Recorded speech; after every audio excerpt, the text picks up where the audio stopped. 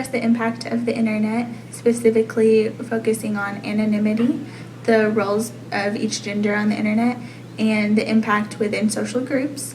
The internet was created in the late 20th century, and our generation is centered around the internet since we use it for daily life and staying connected with others. Feminism is a movement to bridge the gap between the sexes of specifically inequality, and it started basically in the late 1800s, early 1900s with the suffrage movement. The internet has the almost unique ability to allow its users to remain anonymous in many forums. There are both positive and negative consequences of this anonymity and the interactions it causes. It results in a phenomenon called the online disinhibition effect, and there are both positive and negative types of this disinhibition. There's what we call benign disinhibition, where you lose your inhibitions in areas of revealing secrets or being particularly generous in an area that you normally wouldn't. However, there's also toxic disinhibition, which causes you to lose your ambitions in a more negative way, resulting in things like anonymous hate and flaming on various websites. There are several reasons why this online disinhibition occurs. One of the most common is something called dissociative anonymity, or the you don't know me effect. Because other people online don't know your name and don't know your face and have no connection to you in real life, you often feel that you don't have to behave in a way that you would normally consider socially acceptable. There's also the invisibility effect. You can't see me. They don't see your face, they can't see the way you're reacting, so unfortunately some interactions that might not necessarily be seen as negative in a face-to-face situation can come across as negative on an online situation where you can't see the other person's facial expressions. There's also an asynchronicity effect of the internet, in that people appear on the internet at different times and messages aren't always conveyed instantaneously at the moment, so anger and hatred can pour over from events that happened several days in the past. Also affected by this invisibility is an effect called solipsistic interjection, in which they're missing face-to-face cues, and you don't really feel because of this that the other person is real, which leads to something called the dissociative imagination effect. You create an online persona that might not necessarily act how you as a person would act in real life. You begin to act like a different person entirely, one without inhibitions. And unfortunately, this contributes greatly to the minimizing of authority on the internet. Various online personas are not given a specific social status and therefore are created equal on the internet, which might not necessarily be true in real life. Negative effects of this kind of disinhibition effects, there are also many positive effects and positive usages of this anonymity. Historically, women have used anonymity and things like pseudonyms to protect themselves against discrimination. For example, Jane Austen often wrote anonymously to prevent herself from being discriminated against for being a female, and both the Bronte sisters often use male pseudonyms for the same reason. In today's world, women often use anonymity on the internet, especially those who are in marginalized communities or isolated areas, to get together and communicate without fear of being judged.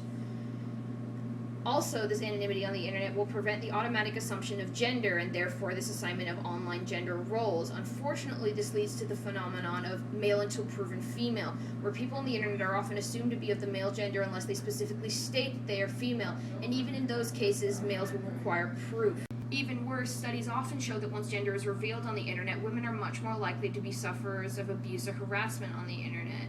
And this behavior leads to more women using an anonymous or even sometimes a male persona in order to avoid this type of abuse, which further leads to an accurate perception of a male-dominated internet, which isn't often the case. It's not strictly true because as more and more women join the internet, they're quickly making spaces for themselves in the online forums. Across cultures, but more importantly, it varies by gender within the cultures. For example, in China and Great Britain, men were twice as likely to use email and chat rooms, and there was also the stereotype that men were more technology oriented. In the U.S., there is an even greater amount of gender differences in internet usage. Men are more likely to use the internet as a place for recreation. Both genders are equally likely to use it for online banking and to pay bills. Men, however, are more likely to use it as online transactions. The phrase cyberfeminism was coined in the early 1990s, and it is the idea that the internet dissolves all sexual and gender differences, and it is also a way to link the human body with machines in an easily transitioned way. I'm Rupa Pundit, and I will be discussing how the internet affects social groups. The internet is used by a wide variety of people, causing the exchange of many ideas about different subcultures and demographics.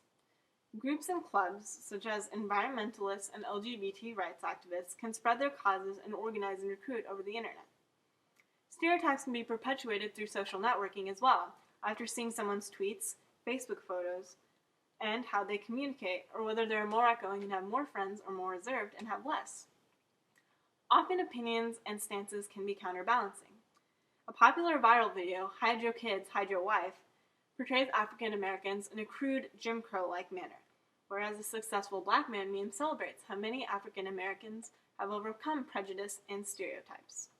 Some can be damaging. Tumblr is a popular blog platform which has gained somewhat of a negative reputation for including pro-anorexia and pro-cutting propaganda in the results of their search. Some are inspiring.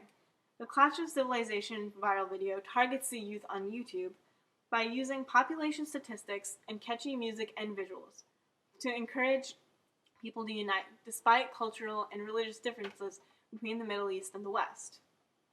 Whether you're a bookworm on Goodreads.com or a hopeful single browsing eHarmony or Match.com, a gaming enthusiast on Minecraft or RuneScape, a pop culture junkie sharing their eclectic taste on Tumblr, or an artist who has come out of their shell and is sharing their work on Etsy or DeviantArt.com. The internet has a niche to promote, criticize, inform, create bias, or celebrate any social group imaginable.